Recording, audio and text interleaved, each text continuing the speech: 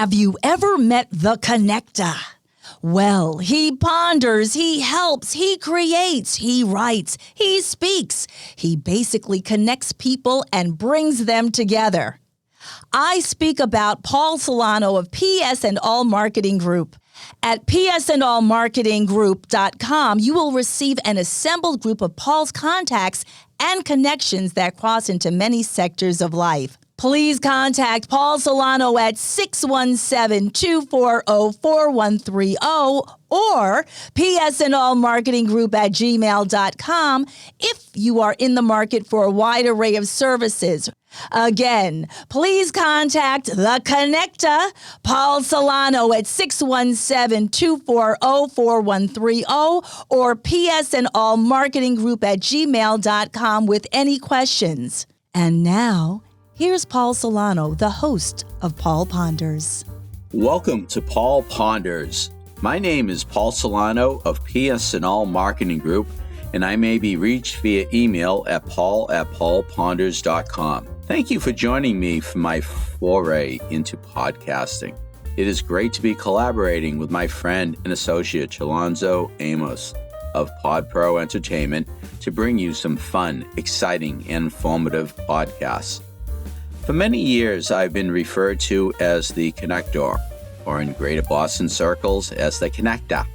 With psandallmarketinggroup.com, I've created a side gig to connect you and get things done. Please sit back and relax and listen to today's podcast. If you are driving or operating heavy machinery and just listening, then please just listen and stay focused on your task at hand. Thanks again for listening. Enjoy my ponderings. Let #PaulPonders begin. Greetings, everyone. How is everyone doing today? Hope all is well. And as always, I must thank Chalonzo Amos, Techie Chalonzo, in the booth, in the control room, PodPro Entertainment. Thank you for doing a great job, just an absolutely super job in producing so many wonderful podcasts so far. And I am really having fun with these podcasts. We've had so many various different guests from the nonprofit world, for-profit world. I've had a few solo segments. This is working out really well. I want to thank you for rating, subscribing, reviewing, following #Paul Ponders. What am I going to talk about today? Well, I did some pondering. I really did. And I think back to a book that I've read, a story that I've read about. I've seen it on TED Talks. I've read the book. And I want to talk about the book by Ellen Singer and Joaquin de Posada. Don't Eat the Marshmallows Yet. The Secret to Sweet Success in Work and Life. Now, this book was published back in 2005, and it goes all the way back to that landmark Stanford University study in 1972. Basically, just to give you a quick summation about the whole thing, because I really do want to get into the 5-step marshmallow plan, but I want to set the page for what it's all about. What's it all about, Alfie? Is it just for the moment? This Stanford University study, 1972, it involved 4-year-old children, giving them one marshmallow, and they were in a controlled environment, and they were told that if they could hold on to a marshmallow for 15 minutes, they would be rewarded with one more marshmallow. What happened was kids, 4-year-old children, you know how 4-year-old kids are. Are they going to eat that marshmallow? Are they going to touch it? Are they going to feel it? Are they going to smell it? What are they going to do? Are they going to toss it? Are they going to nibble? What would you do if you were given a marshmallow and you were promised with the reward of another marshmallow in 15 minutes? Now, I've gone on for about a minute right now. Can you imagine holding on to a marshmallow that long? Well, what I'm talking about, what I'm thinking about is the immediate gratification. And that's what this segment, this Paul Ponders podcast is all about, immediate gratification. To go back to the experiment in 1972, they basically found that very few very few of the students went the full 15 minutes and got rewarded. And I forget what the exact studies were. I should have that in front of me, but I apologize for that. But you could definitely look it up on the internet. Check out the Stanford University study of eating the marshmallows. I believe it was 1 out of 3 actually went the distance and got that second marshmallow. Now, there have been variations through the years of other marshmallow studies and basic rewards of 1, 2, 4, 8, 16, just really keeping people going to see how long. But the fun thing and the interesting thing about this experiment was that the 4-year-olds were checked back on 15 years later when they were 19, when they were 34, and when they were 49. So there were 3 15-year segments where they were followed up, all going back to this original age 4. And it's interesting to see what these people who started at age 4, what kind of attributes and what they actually were about in life, how they had gone through life. And the people who really needed that immediate gratification, who ate the marshmallows, really had not succeeded as much as the people who did not eat the marshmallow. And it's a very fascinating study, so I do invite you to just read the book, Don't Eat the Marshmallows Yet, The Secret to Sweet Success in Work and Life by Ellen Singer and Joaquin de Posada. I believe that his cousin played baseball for the New York Yankees, if I'm not mistaken, or maybe for the Toronto Blue Jays. Was that Jorge Posada, maybe? I do believe. I'll have to check that out. But anyways, I want to get into the 5-step marshmallow plan.